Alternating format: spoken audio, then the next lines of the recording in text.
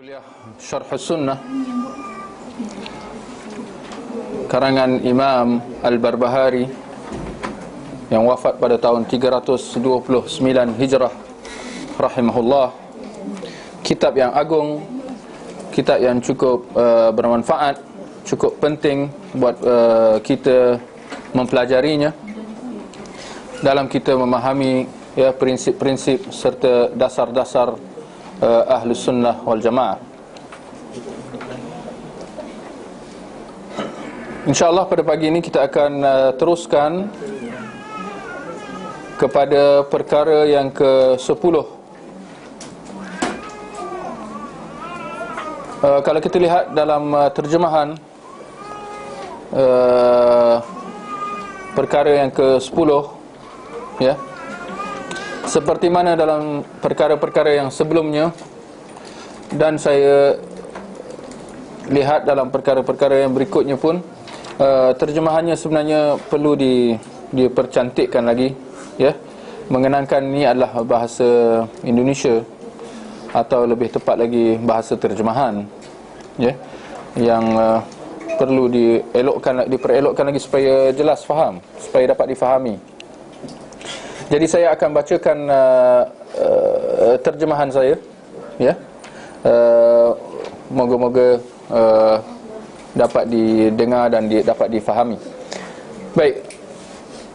Berkata Imam Al-Barbahari rahimahullah, perkara yang ke-10. Ketahuilah, semoga Allah merahmatimu, sesungguhnya tidak akan sempurna Islam seseorang hamba sehingga dia mengikut percaya dan berserah kepada ajaran Islam, maka barang siapa yang mendakwa bahawa masih terdapat dalam agama Islam perkara-perkara yang tidak disempurnakan oleh para sahabat, bererti bahawa dia telah mendustakan para sahabat, menyelisihi mereka, serta menohmah mereka.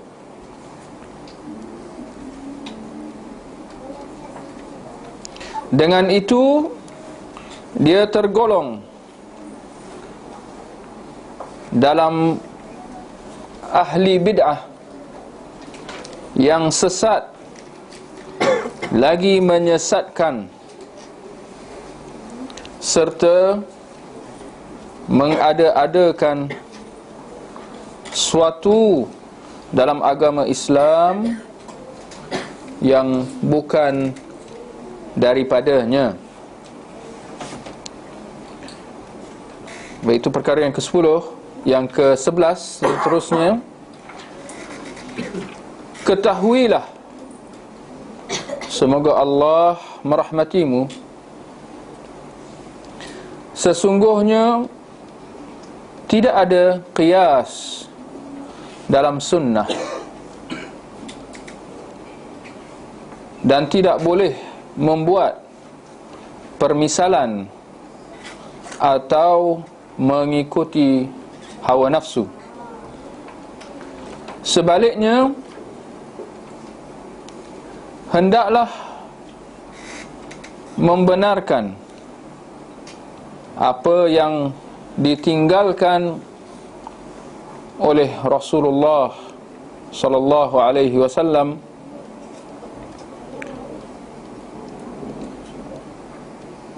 tanpa yakni maknanya dalam kurungan bertanya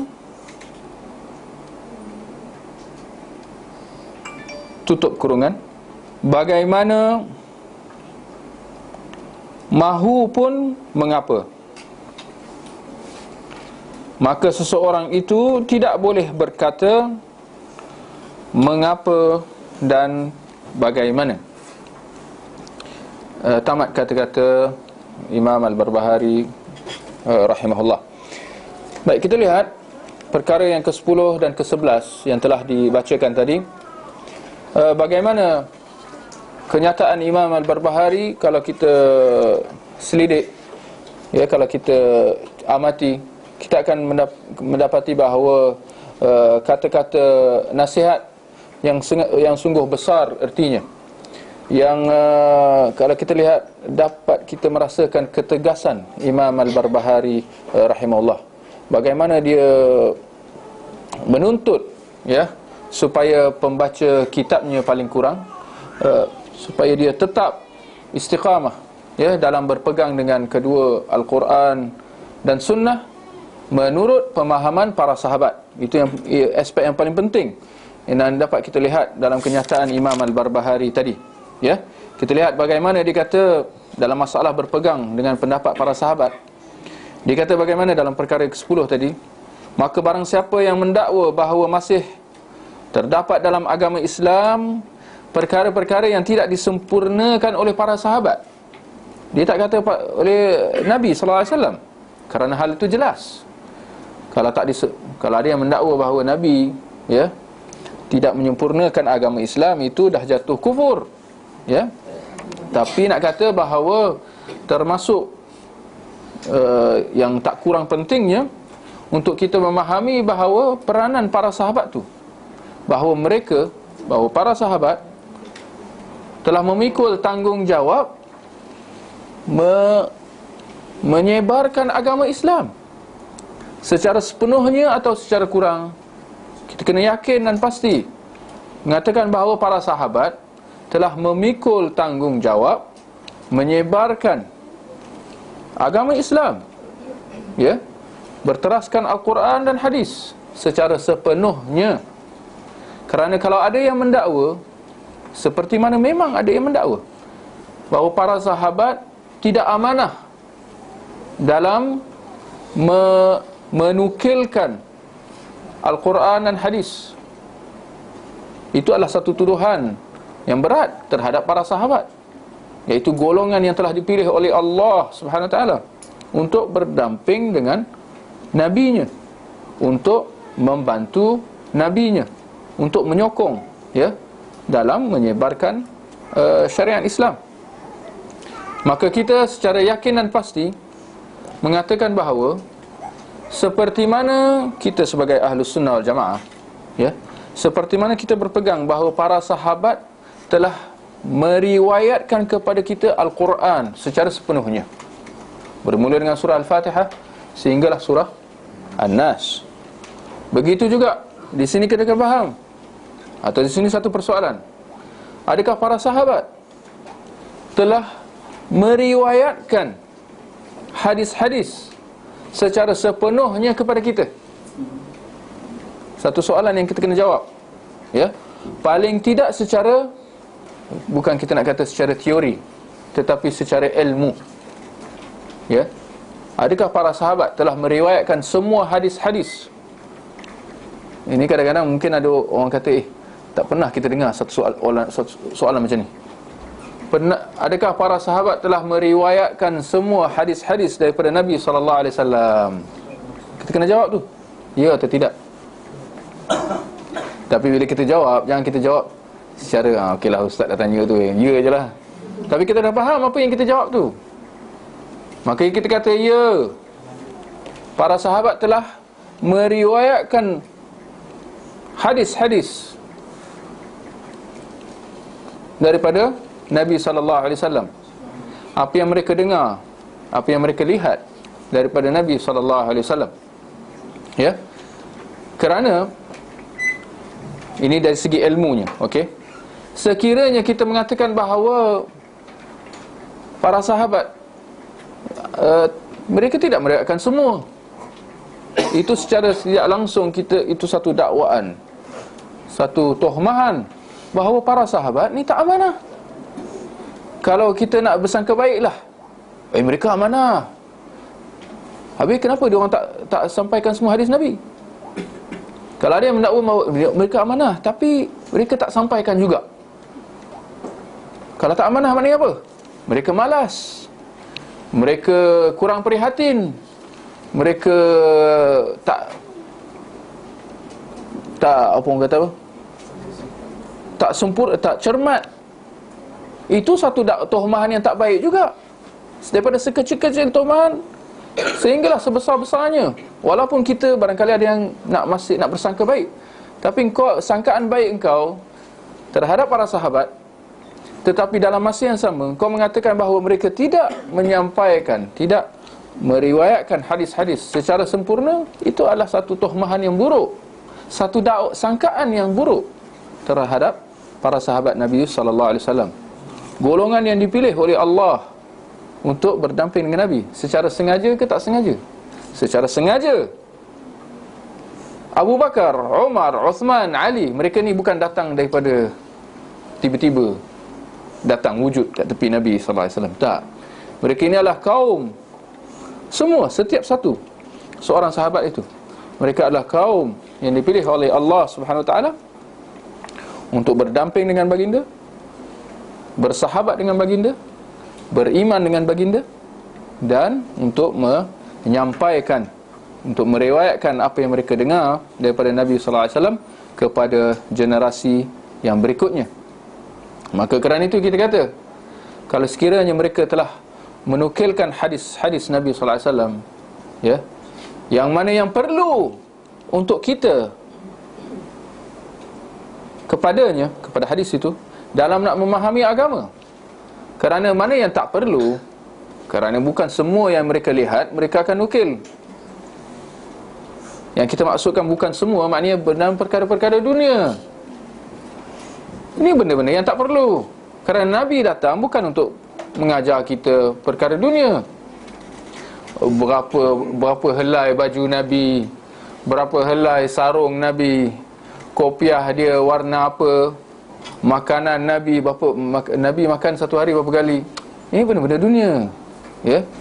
Ada sarapan, ada tengah hari, ini makan malam. Ini diet orang kafir pun, kan? Ini benda-benda dunia. Maka sudah tentulah mereka tidak fokus pada ini. Pun dalam masa yang sama mereka telah meriwayatkan juga sebahagian daripadanya, ya. Tetapi yang aspek yang paling penting, yang kita yakin dan pasti katakan bahawa mereka telah meriwayatkan kesemuanya, adalah dalam aspek agama, ya, secara khasnya. Maka kita mengatakan, apabila mereka meriwayatkan Al-Quran, meriwayatkan hadis Nabi sallallahu alaihi wasallam kepada generasi yang berikutnya, mereka meriwayatkannya dengan kefahaman ataupun dengan kejahilan.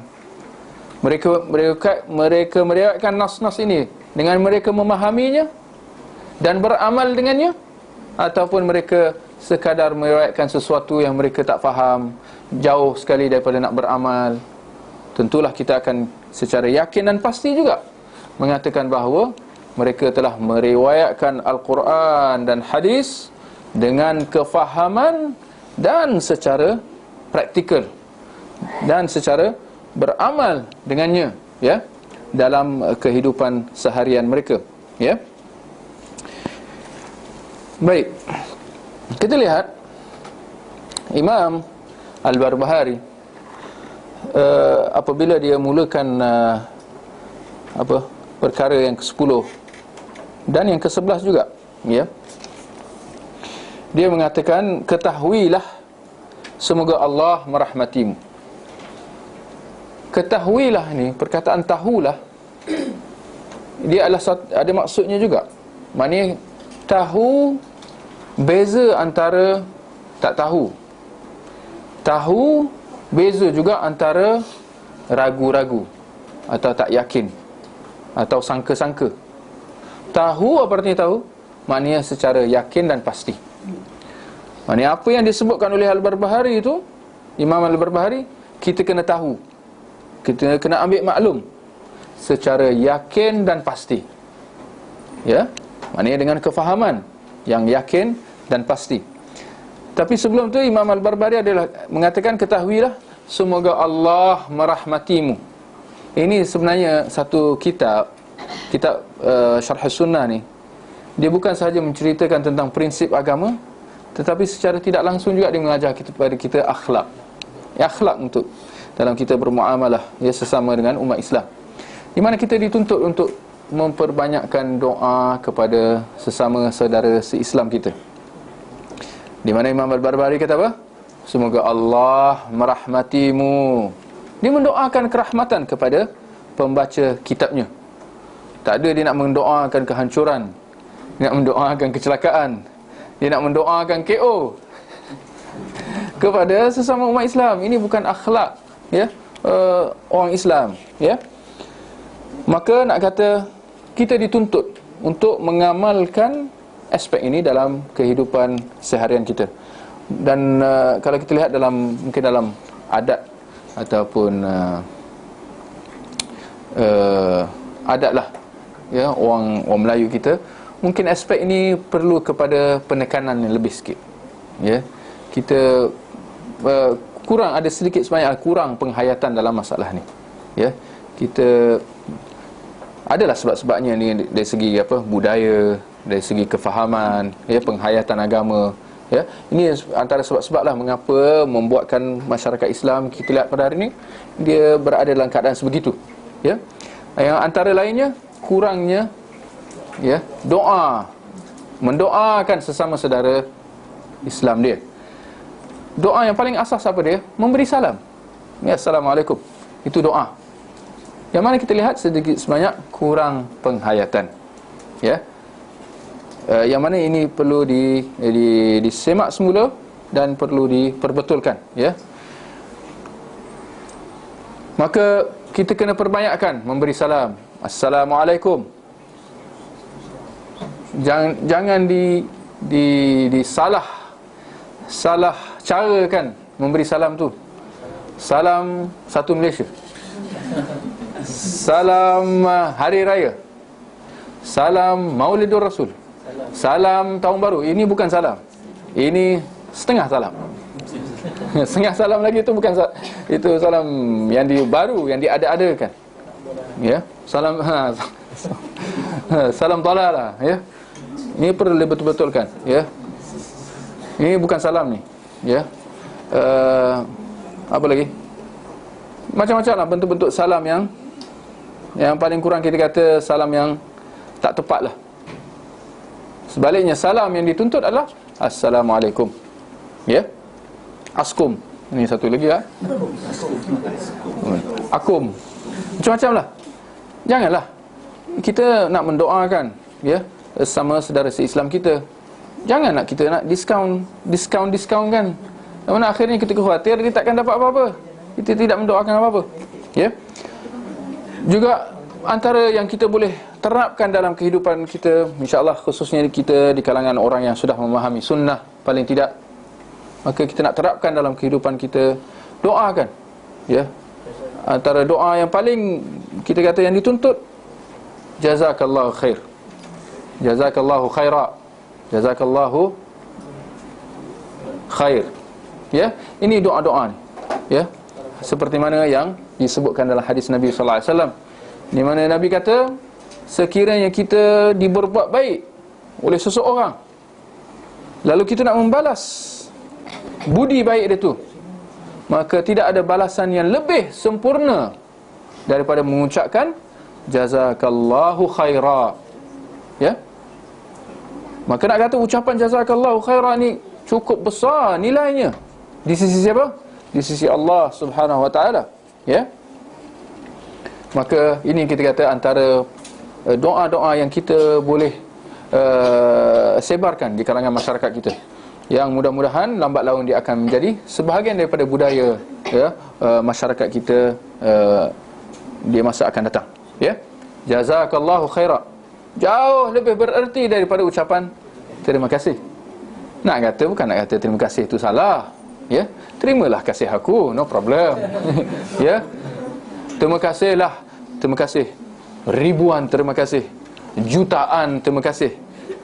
Tidaklah ucapan-ucapan ni disebut begitu melainkan kerana mereka kurang yakin dengan ucapan terima kasih satu tu. Dia orang nak kuatkan lagi. Ribuan terima kasih, jutaan terima kasih, mungkin lepas ni berbilion-bilion terima kasih. Maka kita nak kata bahawa ucapan jazakallahu khaira merangkumi ke semua ucapan-ucapan baik ini, ucapan-ucapan kasih sayang ini, ucapan-ucapan silaturahim ini. Kita ucapkan apa? Jazakallahu khaira. Dan jangan, ini juga ucapan ni jangan diubah juga. Jangan nak kata jazakallahu alf khair, semoga Allah memberikan engkau 1000 kebaikan. Dia jadi adik-beradik dengan terima kasih lah dari itu. Semoga Allah jazakallahu million khair, semoga Allah memberikan engkau 1,000,000 kebaikan. Tak perlu. Ini semua bercanggah juga. Dia tidak syar'i, ya. Maka kita kata tetap pada sunnah Nabi sallallahu alaihi wasallam, itu yang terbaik, itu yang paling sempurna, ya. Jazakallahu khairan ataupun barakallahu fikum, ya. Kita doakan semoga Allah memberkati kamu, ya. Dan doa-doa yang seumpamanya, ya. Baik. Jadi Imam Al-Barbahari, ya, dia mengatakan bahawa seseorang, iman seseorang itu atau Islam seseorang itu tidak akan sempurna sehingga dia mengikut, percaya dan berserah. Ini 3 aspek: mengikut, percaya dan berserah, ya. Yang mana ketiga-tiga aspek ini terkandung di dalam kefahaman Islam dan juga iman kita. Ya, bila kita kata Islam, aku orang Islam, aku orang beriman, apa maksud ucapan kita tu? Aku orang Islam, aku orang beriman. Kita kata ringkasnya, ya, terangkum 3 aspek tadi. Kita ikut syariat Islam tu, kita percaya dengan syariat Islam tu, dan kita berserah diri. Berserah maknanya apa nak kata berserah? Surrender lah. Submit. Give up. Ya. Bila orang tu kata ada penjahat, penyamun, na'udzubillah, datang kat orang, berhenti, angkat tangan. Kita kan kata, ya, aku berserah. Angkat tangan ni. Apa artinya? Ini simbol ni. Angkat tangan. Bukan nak tunjuk ketiak ke apa? Tak. Ini maksud berserah, surrender, ya. Menyerahkan diri, tidak akan menolak, tidak akan banyak bertanya, kenapa nak suruh aku angkat tangan? Dia tak ada. Ni kau nampak pistol ni, angkat tangan. Dia banyak cakap lah. Jadi itu maksud bila orang tu angkat tangan, ya. Nak kata bahawa dalam Islam dia membawa konsep yang sama, kalau bukan lebih. Maka kerana itu antara mengapa para ada ulama lah bila bincang tentang mengapa bila kita takbiratul ihram kita angkat tangan macam ni, ya. Ada, ini ijtihad lah, ini hikmah kenapa dia angkat tangan macam ni, ya. Antara yang jawapan yang diberikan adalah ini adalah kita berserah, yang nak menunjukkan tanda kita berserah kepada Allah Subhanahu Wa Taala, ya, kepada suruhan serta larangannya. Yang mana kalau kita lihat rata-rata di kalangan umat Islam, sejauh mana mereka berserah, sejauh mana mereka beriman, dan sejauh mana mereka mengikut syariat Islam itu. Kalau kita lihat pakcik Nabi SAW, Abu Talib, bapa saudara Nabi SAW, Abu Talib, bagaimana keadaan dia? Ayah kepada Ali bin Abi Talib, maknanya pakcik Nabi SAW. Bagaimana, apakah peranan dia terhadap Nabi SAW? Apa hubungan dia? Kita akan mendapati bahawa pakcik Nabi ni, Abu Talib ni, dia sangat kasih kepada anak saudara dia, Nabi SAW. Dia sangat cinta, dia sangat sayang, bahkan sehingga ke tahap dia menjaga Nabi daripada diapa-apakan oleh orang-orang kafir Quraisy. Bahkan dialah yang telah menjadi benteng kepada Nabi daripada bermacam-macam tohmahan, daripada macam-macam tuduhan buruk, bahkan daripada usaha-usaha nak mengancam keselamatan Nabi sallallahu alaihi wasallam. Ia telah dihalang oleh pakcik Nabi, Abu Talib. Bukan sahaja kerana dia sayang kepada Nabi, tapi sedikit sebanyak kerana dia mempercayai Nabi sallallahu alaihi wasallam. Ya. Seorang yang telah dikenali sebelum dia diangkat sebagai rasul, sebagai Al-Amin, orang yang jujur, yang dipercayai. Seperti mana dalam kisah lah, ya, peristiwa di Kaabah tu, ya.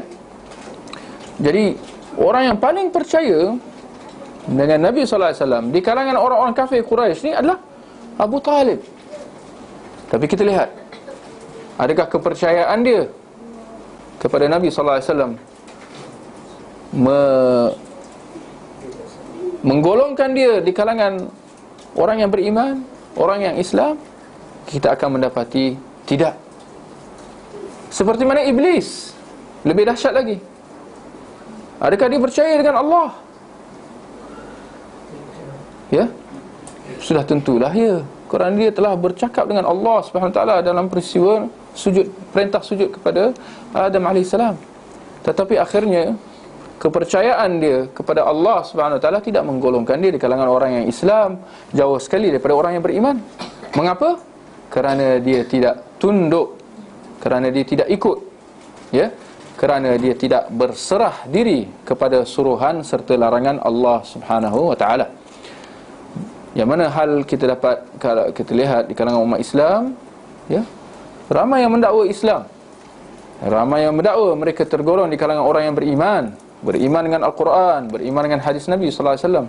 Tetapi sedikit sebanyak, banyak kenyataan mereka tidak lebih daripada dakwaan semata-mata, ya. Khususnya dalam mereka menerima perintah-perintah dan dalam menjauhi larangan-larangan agama, ya, daripada Al-Quran dan Sunnah. Kalau kita lihat banyak dalam pendapat-pendapat mazhab, ya, kalau kita tengok dalam mazhab fiqh cukuplah, ya. Sebelum, kalau nak tengok dalam masalah mazhab-mazhab akidah, ini lebih parah lagi. Tapi nak bagi contoh, ya, sebagai paling tidak supaya kita dapat satu gambaran yang kasar tentang kedudukan keadaan umat Islam dalam masalah fiqh, masalah menyapu di atas khuf, ya. Antara masalah yang berkait dengannya adalah menyapu di atas stokin. Menyapu di atas stokin, alas kaki, ketika berwuduk. Kita lihat, tak payah nak pergi jauh, kita lihat umat Islam di keliling kita, sejauh mana mereka yang mempraktikkan sunnah ini. Ketika nak ambil wuduk, menyapu cukup dengan disapu di atas stokin. Stokin alas kaki yang dibuat daripada kain. Khuf alas kaki yang dibuat daripada kulit. Asalnya kulit. Tetapi nak kata bahawa stokin juga termasuk dalam sunnah Nabi, di mana ada disebut dalam sunnah Nabi secara spesifik, stokin, alas kaki daripada kain. Cuma bezalah antara stokin zaman sekarang dengan zaman Nabi sallallahu alaihi wasallam, ya. Tapi sejauh mana orang mempraktikkannya, ya. Kita akan mendapati tak kurang mereka yang kalau melihat orang yang bila ambil wuduk tiba disapu je atas stokin dia, ini apa ni? Antara jawapan itulah, jawapan favourite lah, tuduhan favourite, tuduhan mudah, ya.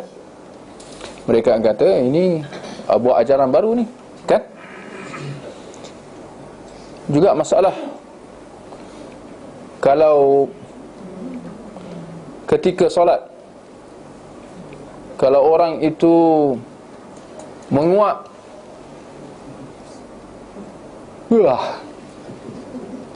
akan ada yang kata oh solatnya terbatal, ya.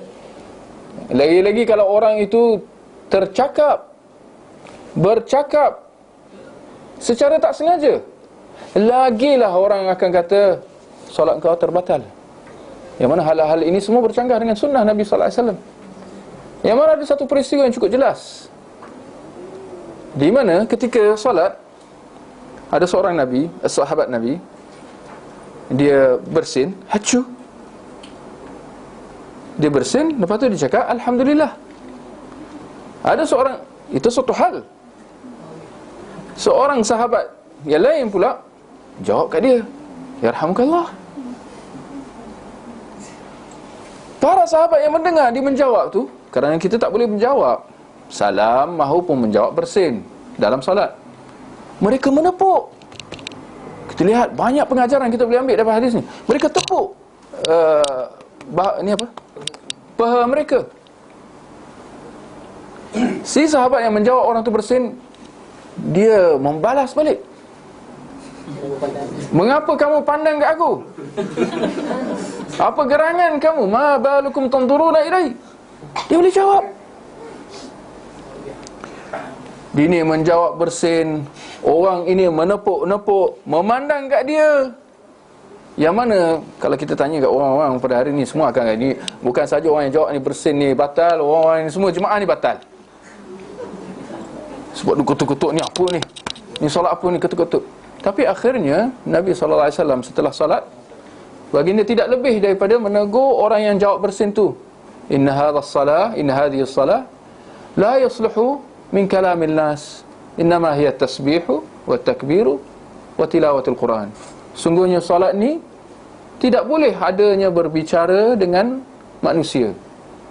Ya, tak boleh nak membalas bersin atau nak balas salam, tak boleh. Ini kerana ini termasuk dalam bicara sesama manusia. Sebaliknya solat itu adalah tasbih, takbir dan membaca Al-Quran. Nampak? Nak kata bahawa batal wuduk mereka, batal solat mereka? Tidak, kerana ia dilakukan secara tidak sengaja. Ya. Juga antara contoh-contoh yang kita boleh beri, ya, sejauh mana penghayatan umat Islam kepada agama. Dalam hadis yang sahih, di mana Nabi sallallahu alaihi wasallam mengatakan bahawa seorang Islam, seorang Muslim tidak akan dibalas bunuh sekiranya dia membunuh orang kafir. Ini satu hadis yang sahih, ya, daripada riwayat Abu Daud. Kalau orang Islam bunuh orang kafir, syariat Islam kata bahawa orang Islam ini tidak akan dibalas bunuh, tidak akan diqisaskan kerana dia membunuh orang kafir ni, walaupun dengan sengaja. Dia boleh diambil tindakan, penjara ke, denda ke dan sebagainya, tetapi tidak sampai dibalas bunuh. Sejauh mana penghayatan umat Islam terhadap hadis Nabi sallallahu alaihi wasallam ini, perintah Nabi sallallahu alaihi wasallam ini. Antara contoh yang lain, Nabi sallallahu alaihi wasallam melaknat orang yang menghalalkan dan orang yang meminta dihalalkan.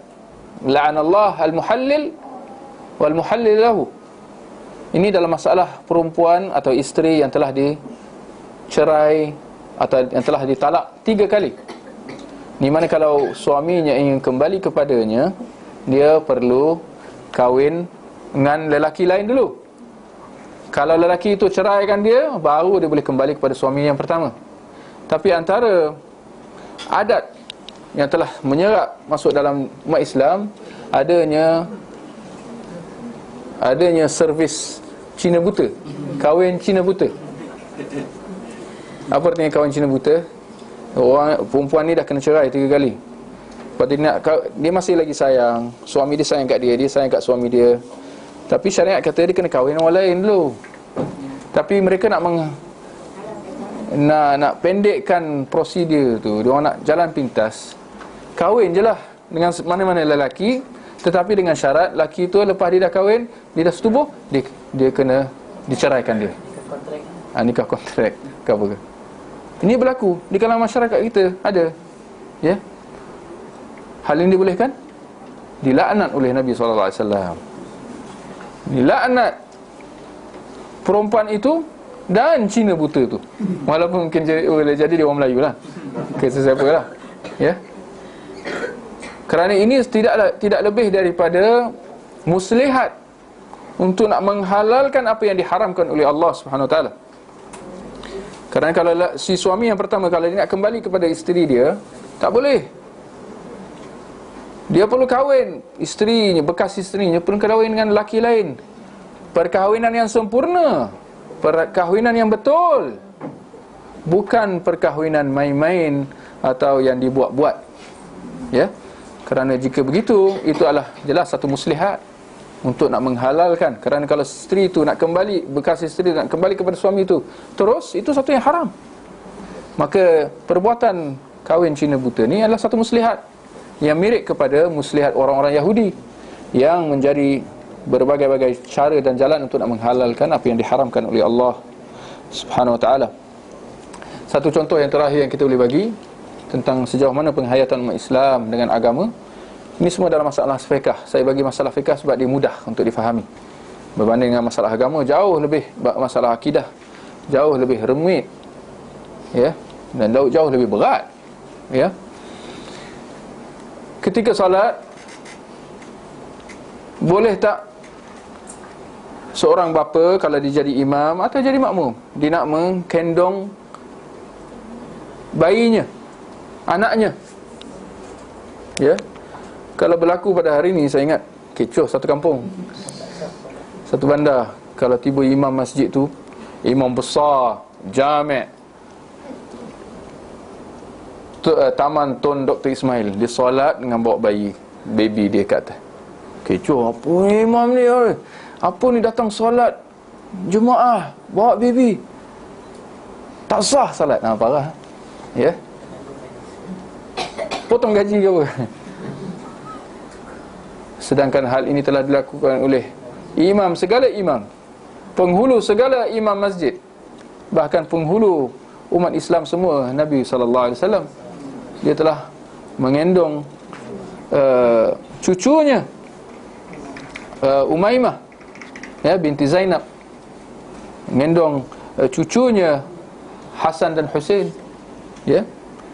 Maka ada siapa yang tergamak nak mengatakan bahawa solat Nabi SAW terbatal kerana menggendong bayi. Mungkin ada yang berfalsafah pula, oh, bagaimana kalau bayi, lampin bayi itu ada, dia buang air kencing, oh, sebab itulah batal. Bukan saja dibatal, bahkan dia kena ulang balik wuduk ke apa ke. Macam-macam pendapat yang mana kesemuanya bercanggah dengan sunnah Nabi sallallahu alaihi wasallam. Nabi kendong Umaymah tanpa nak dicek lampinnya di bahu ke apa ke. Tak ada. Bahkan ketika Nabi tengah solat, Hasan Husain datang belakang tunggang Nabi, menjadikan dia tunggangan, sehingga seorang sahabat tengah solat, tengah sujud, dia melihat, kenapa sujud lama sangat? Dia angkat kepala. Maka dia kata, aku melihat satu benda yang ajaib. Aku nampak Husain sedang naik di atas Nabi. Maka aku, apabila dia tengok, kerana dia takut Nabi dia apa-apa kan, itu jadi niat dia betul lah tu. Maka apabila dia melihat itu, dia terus kembali sujud. Maka setelah selesai, Nabi menjelaskan, sungguh aku tadi solat, lalu aku telah ditunggang oleh cucuku, maka aku tak nak mengganggu dia. Lihat, subhanallah, bagaimana Nabi SAW sifat pengasihnya kepada umatnya, kepada yang muda sehinggalah yang tua, ya. Maka Islam itu sangat indah di sisi mereka yang memahami Islam itu, ya, serta menghayatinya dalam kehidupan seharian mereka, ya. Maka persoalan di sini, mengapa ini berlaku di kalangan masyarakat Islam, yang mana mereka, perbuatan mereka, pendapat mereka, cara fikir mereka, mengapa sehingga jadi berlaku bercanggah dengan Al-Quran dan hadis itu sendiri? Maka dapat sini kita katakan, dapat kita memberikan beberapa sebab. Siapa yang nak tulis-tulislah, ya. Hal ini berlaku mengenangkan umat Islam pada hari ini. Mereka telah meletakkan asas-asas serta kaedah-kaedah yang tertentu dalam mereka beramal dengan agama. Antara kaedah-kaedah dan asas-asas ini, yang pertama, dakwaan sebahagian umat Islam bahawasanya hadis ahad tidak boleh dijadikan hujjah di dalam akidah. Hal ini menyebabkan banyak aspek-aspek agama yang tertolak, sedangkan ia telah sabit dalam hadis yang sahih. Ya, seperti hadis-hadis kehidupan kubur, alam kubur, ya, turunnya Imam Mahdi, Nabi Isa, keadaan syurga dan neraka. Aspek-aspek ini semua tertolak di sisi orang golongan ini, yang mengatakan bahawa hadis ahad tidak boleh dijadikan sebagai hujjah dalam akidah. Ini satu falsafah sebenarnya, tapi ada perbincangan yang cukup panjang, ya, berkenaan tentang hal ini. Tetapi golongan ini wujud sehingga ke hari ini, ya, seperti mana pengikut kumpulan Hizbut Tahrir.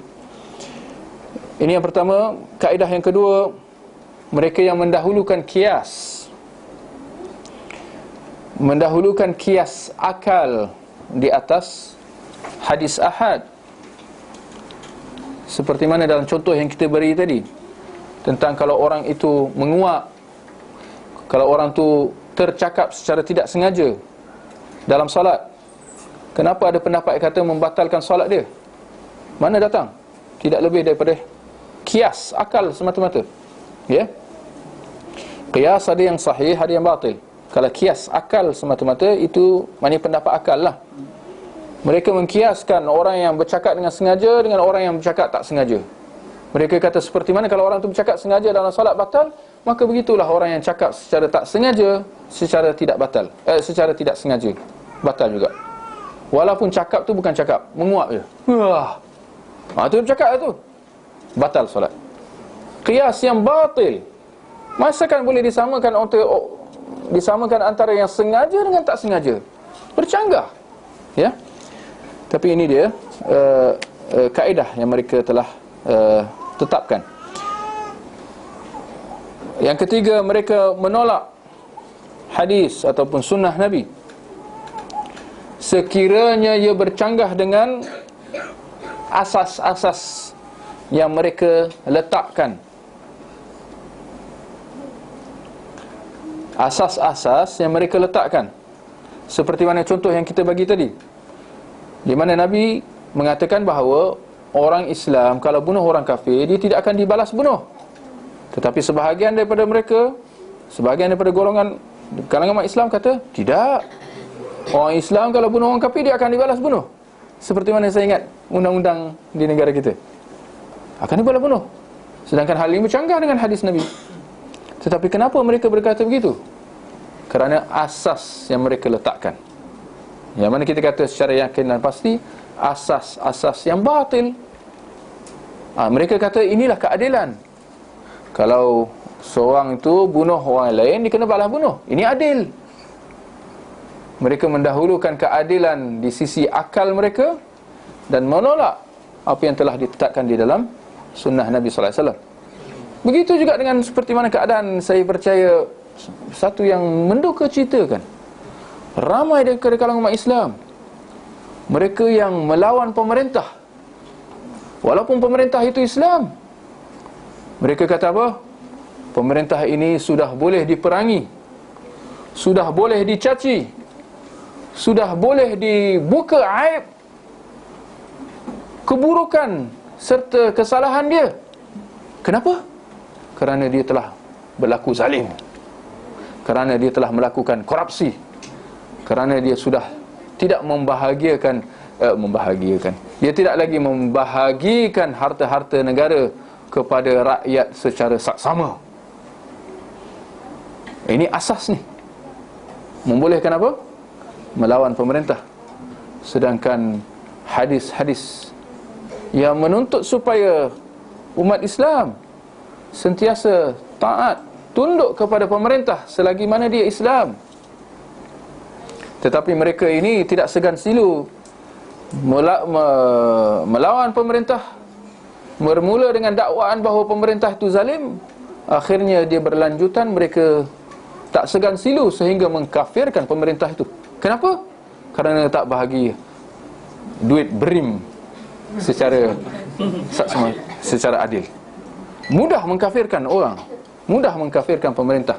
Yang mana ini semua bercanggah dengan sunnah Nabi SAW, yang menuntut supaya rakyat di sebuah negara sentiasa taat kepada pemerintah selagi mana dia Islam. Walaupun dia menjadi zalim, walaupun dia melakukan seburuk-buruk kejahatan, tetapi selagi mana dia masih lagi Islam, ia perlu ditaati, ya, kecuali dia dalam hal-hal yang maksiat. Ini dijelaskan juga, diperincikan juga, ya. Man ra'a min amirihi syai'an yakrahuhu falyasbir alaih. Barang siapa seorang kamu melihat sesuatu yang tidak disukainya pada pemerintahnya. Apakah perkara yang tidak disukai oleh umat Islam pada pemerintah? Sudah tentulah perkara-perkara penyelewengan, perkara-perkara korupsi, perkara-perkara kezaliman, bahkan sebesar-besar maksiat. Kalau diminum arak, ini sudah tentu tidak menyenangkan, tidak menyukakan umat Islam rata-ratanya. Dia bunuh orang, pemerintah bunuh orang.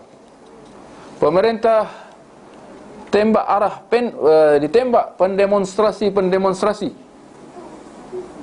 Adakah rakyat sebuah negara masih lagi perlu taat kepadanya? Jawapannya ya. Kerana membunuh tidak bererti dijatuh kafir. Siapa yang kata macam tu, dia jadi macam khawarij. Nampak?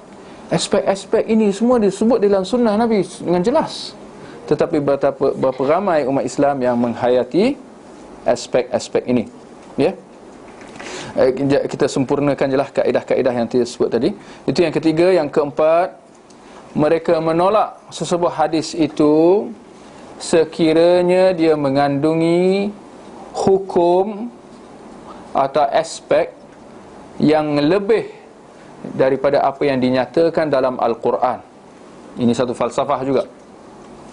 Saya ulang, mereka akan menolak satu hadis sekiranya hadis itu mengandungi satu aspek hukum yang lebih daripada apa yang disebut dalam Al-Quran.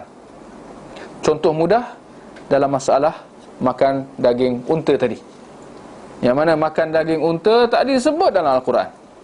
Maka kerana itu mereka kata kalau makan daging unta tidak membatalkan wuduk.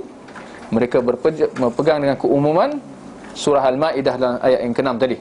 Nampak? Ya? Yang kelima, yang terakhir, atau sebelum yang terakhir, kedua terakhir, mereka mendahulukan nas yang umum atas nas yang khusus ketika mana berlakunya percanggahan di sisi mereka. Kerana dalam Islam tidak ada percanggahan antara dalil-dalilnya, kerana ini semua datang daripada Allah. Masakan ada percanggahan?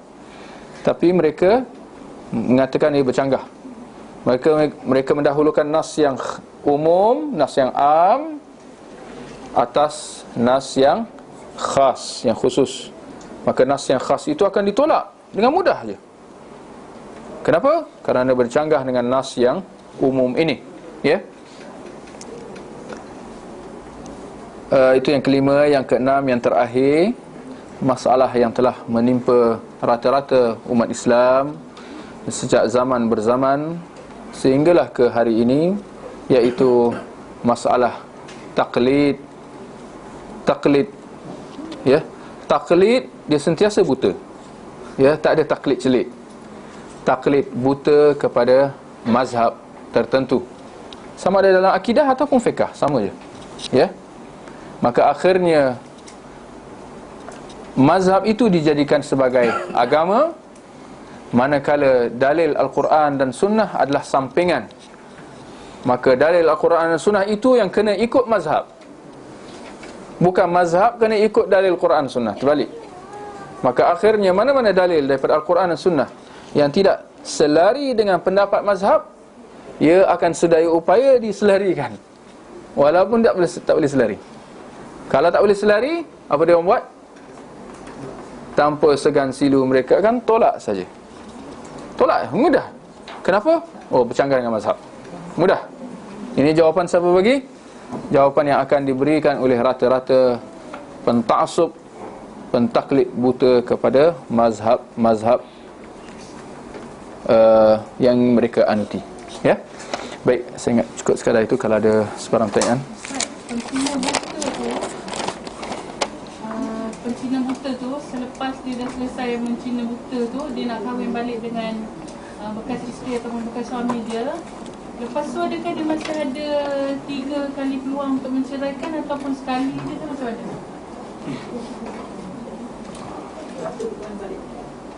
Siapa yang ada 1 kali 3? Oh, yang suami yang pertama? Suami tu Ada pendapat. Ada pendapat, walaupun kita kata sebenarnya dia tak halal pun untuk suami yang pertama. Ia tidak halal untuk kembali kepada suami yang pertama, kerana perbuatan itu adalah dilaknat. Masakan kita kata perbuatannya dilaknat tetapi boleh pakai. Bila kata perbuatan ini dilaknat, maknanya tak boleh pakai, maknanya perlu diperbetulkan. Perkahwinan Cina buta tu perlu dibetulkan. Kalau mereka tak nak betulkan, kena cari lelaki lain, kena buat akad yang lain, kerana akad ini adalah dilaknat. Bila kata dilaknat, sah ke tak sah? Kalau kita kata sah tapi dilaknat, itu kontradik, itu bercanggah. Maka akadnya perlu dibetulkan. Niat paling tidak perlu diperbetulkan, kerana niatnya, akadnya sah. Ada suami, ada isteri, ada 2 orang saksi, ada akadnya, sah lah. Tapi yang perlu diperbetulkan adalah apa? Niat masing-masing tu. Ya. Jadi dia tak boleh kembali kepada suami yang pertama. Maka tak timbul soal dia ada 1 talak atau 3. Ya.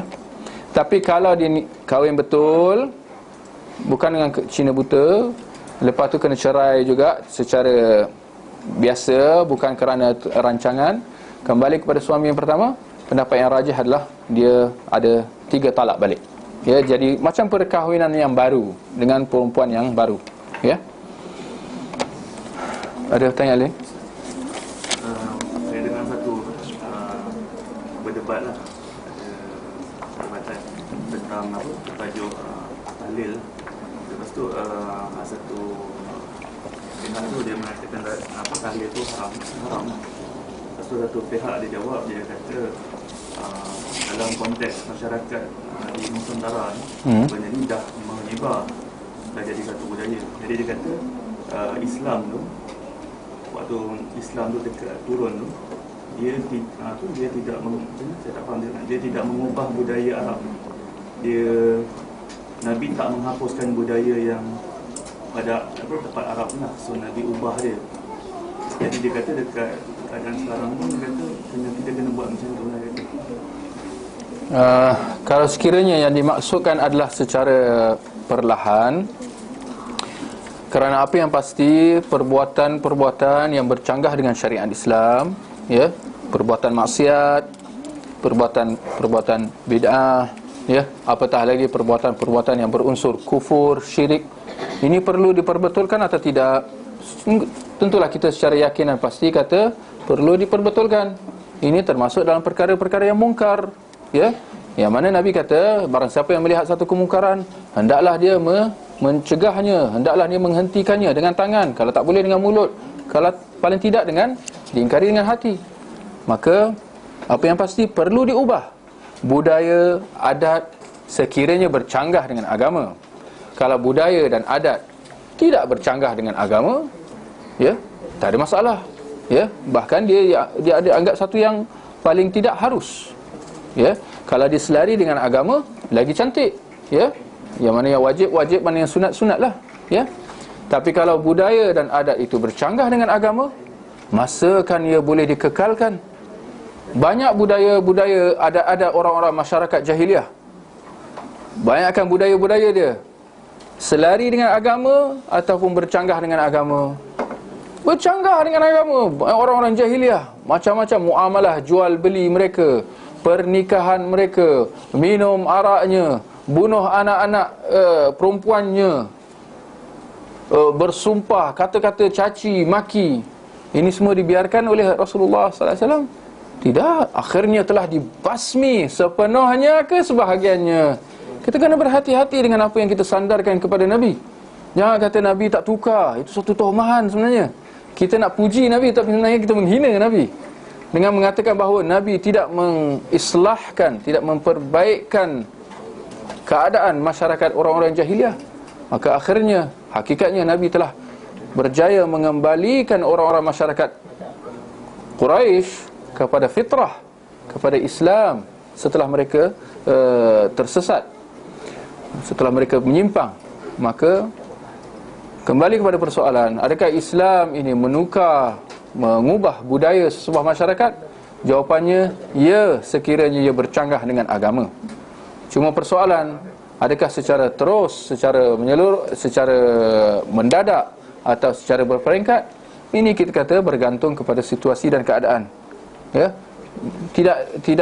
tidak menghalang untuk kita berhikmah, ya, bersifat bijaksana dengan menukar sedikit demi sedikit, seperti mana yang dapat kita lihat dalam syariat Islam itu sendiri. Bila syariat Islam, Al-Quran, dia turun segedebuk, terus keluar satu kitab, boom, Al-Fatihah sampai surah An-Nas dengan segala hukum hakam. Tidak. Arak mula-mula dibiarkan. Boleh para sahabat minum arak. Semua rata-rata para sahabat minum arak. Maka mula-mula dibiarkan, ya, sehingga sampai ke Madinah. Maknanya 13 tahun di Mekah Rasulullah berdakwah. Terus mula